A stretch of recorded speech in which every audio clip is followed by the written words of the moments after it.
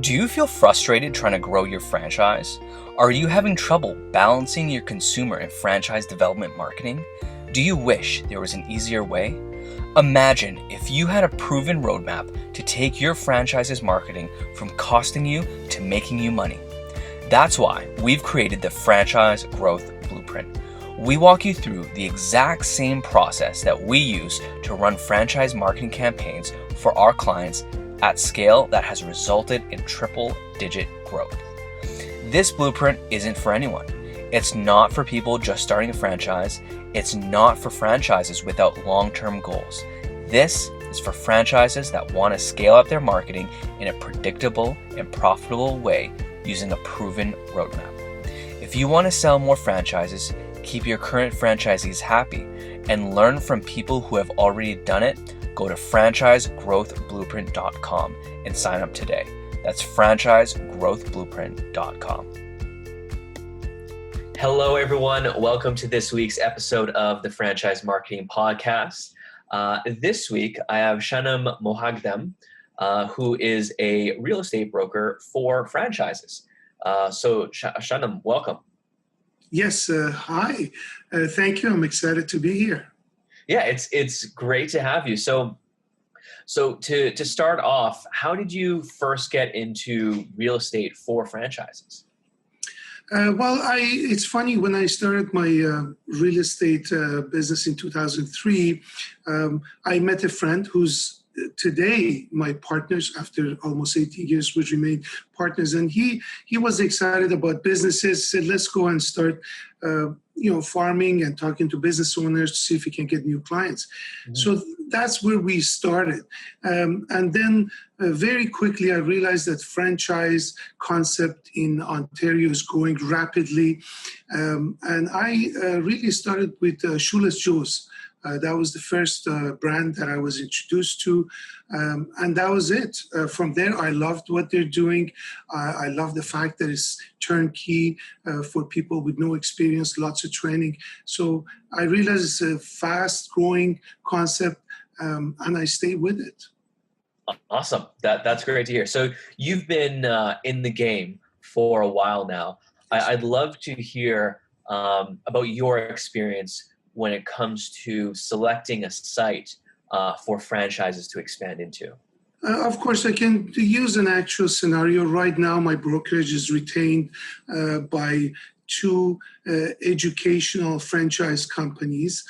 So we are their exclusive brokers, and we help them to do site selection for their franchisees. So when they sign up a new franchisee, they introduce us to them as their exclusive brokers, and we start our site selection process based on the company's requirement.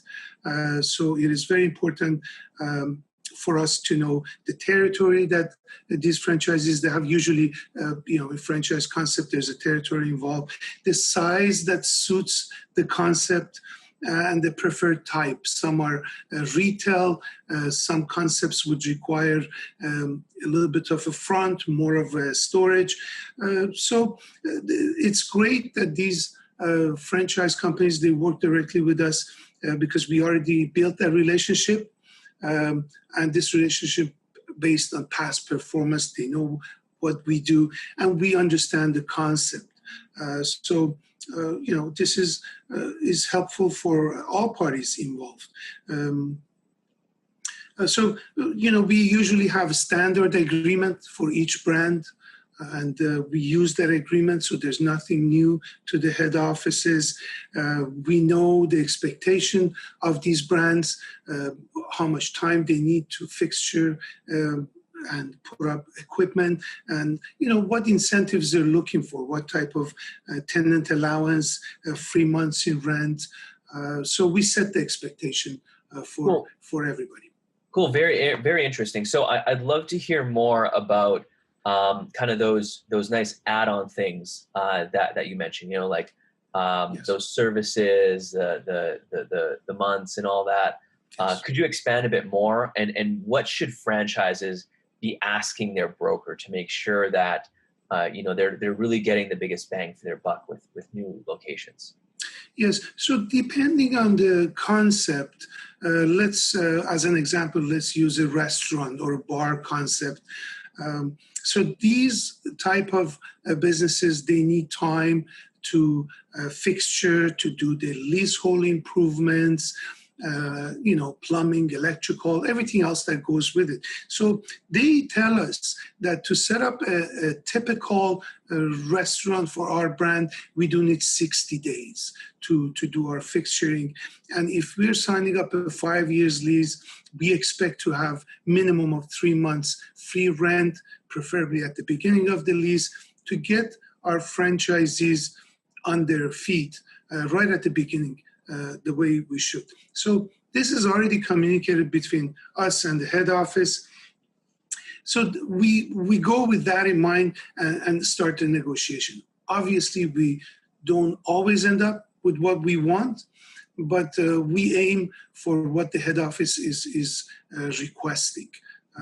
And tenant allowance, a lot of things that most of the times or franchises, new franchises may not know, we can go in some cases get actually cash money from the landlord for us to come in and build this, bring our brand to their location. The cost is so high, so we may say we would like to have certain amount of $5, $10 as an example per square foot as an allowance. So share the cost with us. Mind you, this is all, we are in uncharted territories today with COVID. So what I'm saying is totally before COVID, but still applicable in some concepts. That's really interesting. So I want to hear more about this allowance concept because it's the first time I've heard about it. So what type of situation or scenario does a franchise system have to be in order to have that negotiating power? A very good question. The allowance is not always applicable. 90% of times this is applicable when we get a raw unit.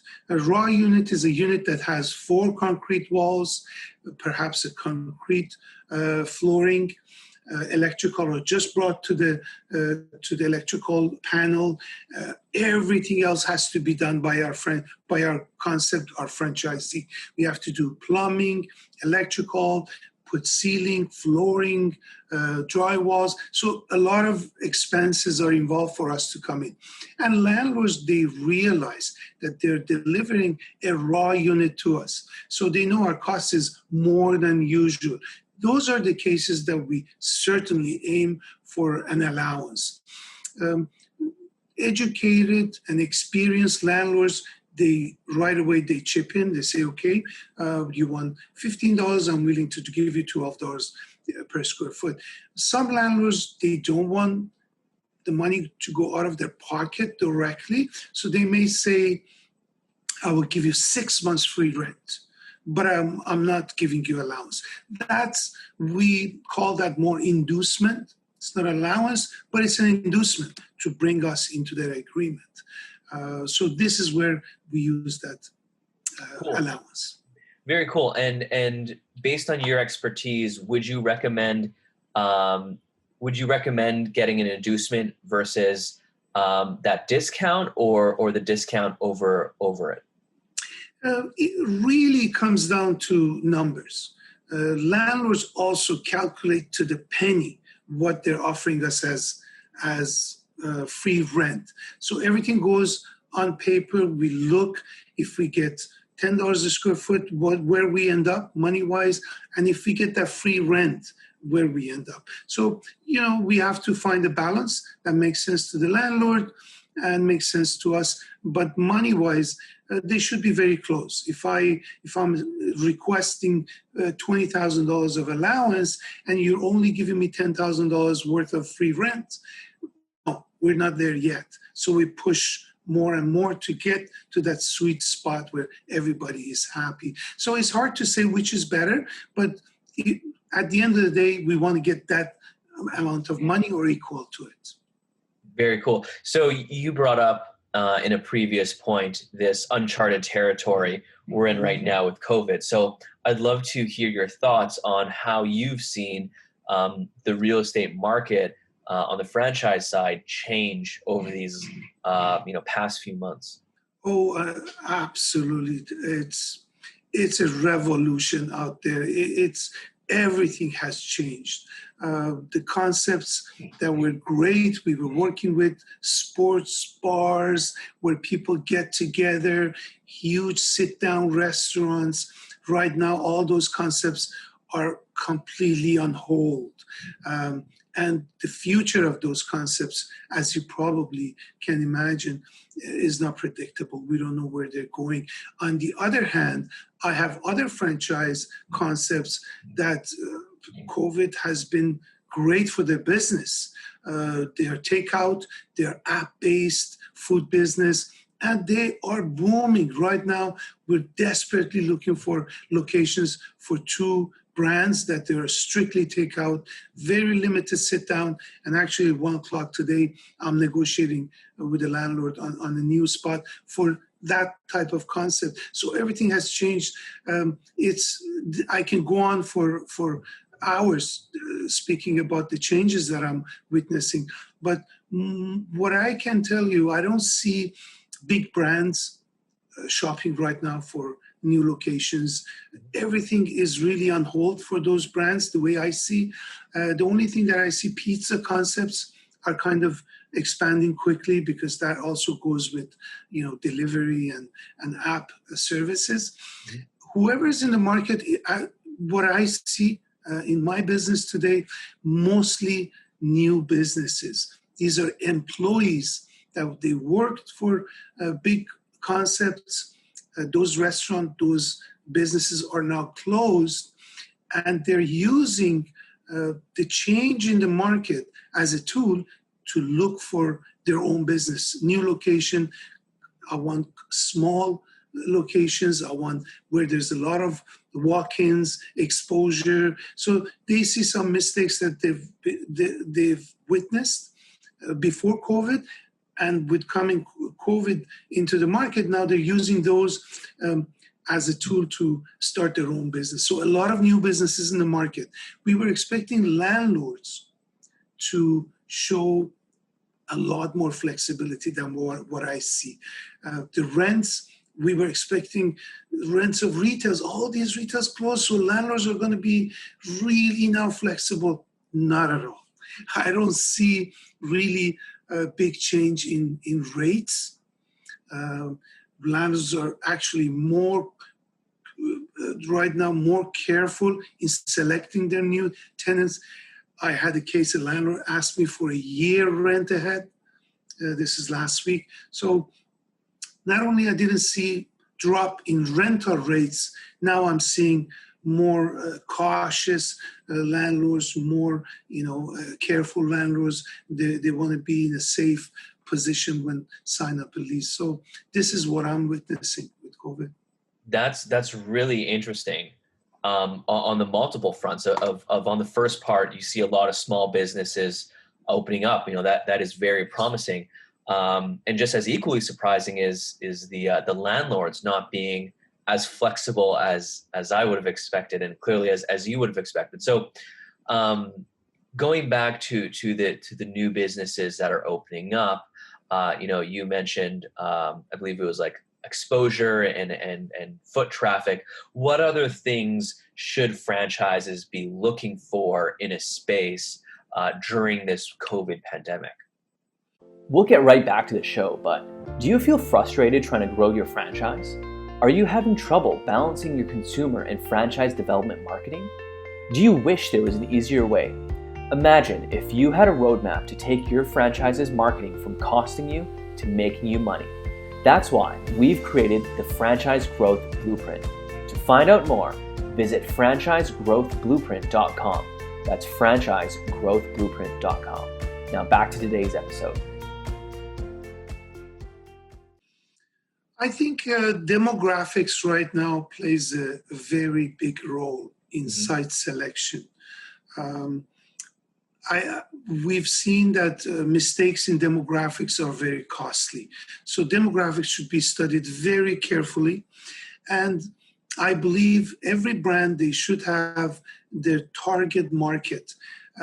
not for a reason that a good location came up in this good plaza, we should get into that plaza. Is your target market there? Is the demographic what you're looking for? So I think it is very important to study these two before they select the site. Also, accessibility to that target market. If your target market are students and you're in a plaza that people need to drive to come to the plaza, you're in the wrong spot. So your location really should be close and accessible to your target market.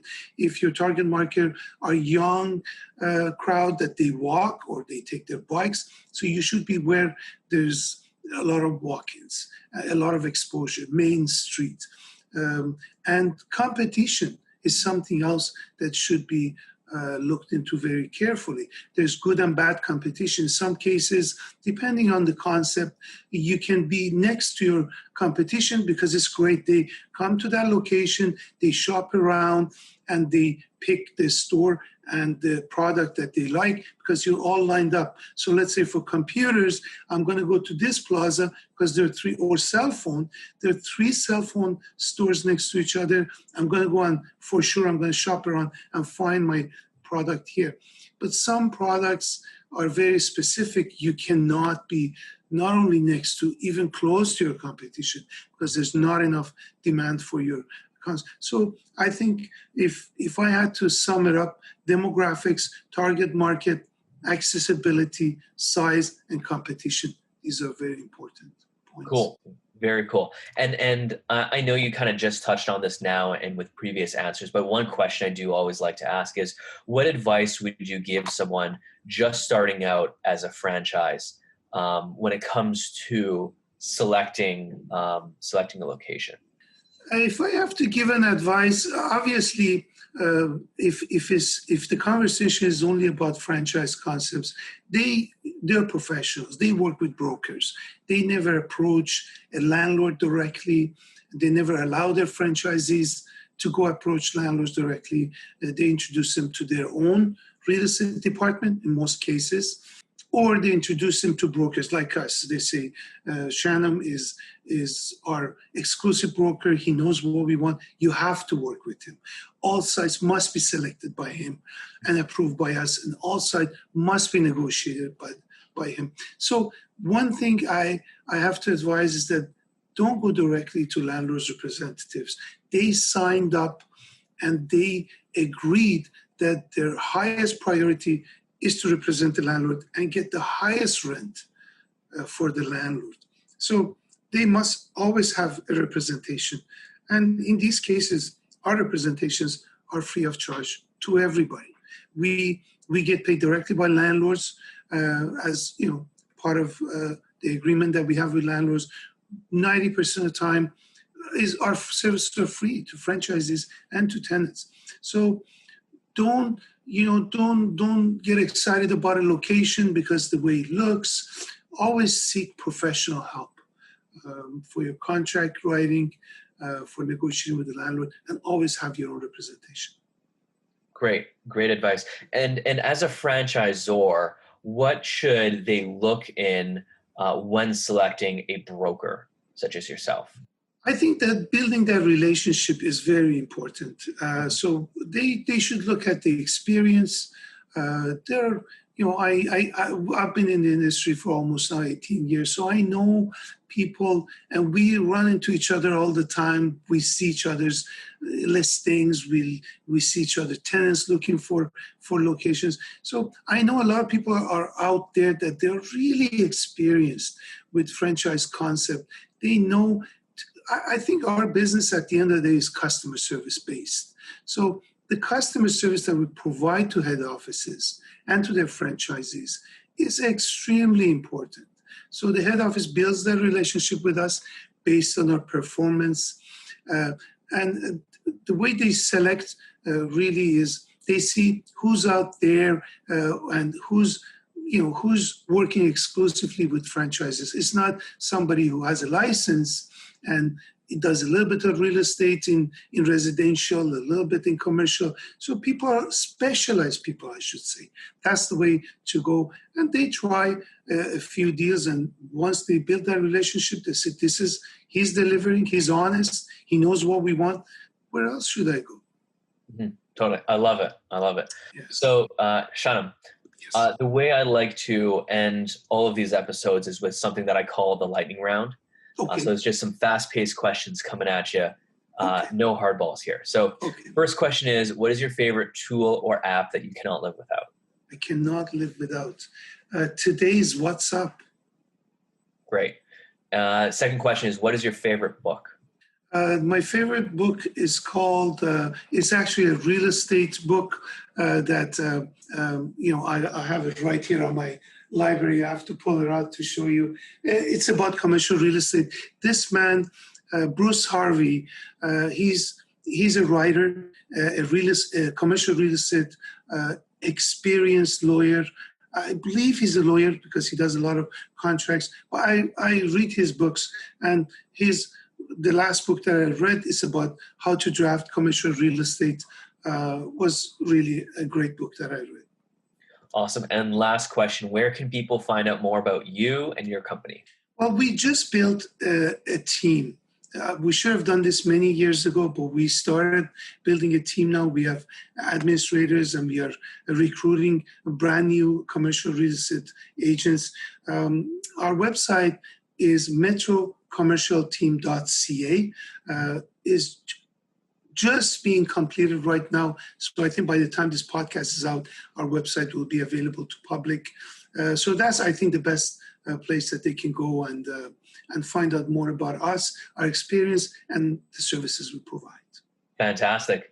Well, Shahnam, it was great chatting with you. You provided a ton of I know our listeners are going to find very valuable. So thank you. Thank you. This was great. Yes, great experience. And I look forward to having another podcast with you soon. Of course. Take care. Take care. Have a good day. Thank you so much for listening to this episode of the Franchise Marketing Podcast. If you found this episode useful, share it with a friend and subscribe now so you don't miss out on any upcoming episodes.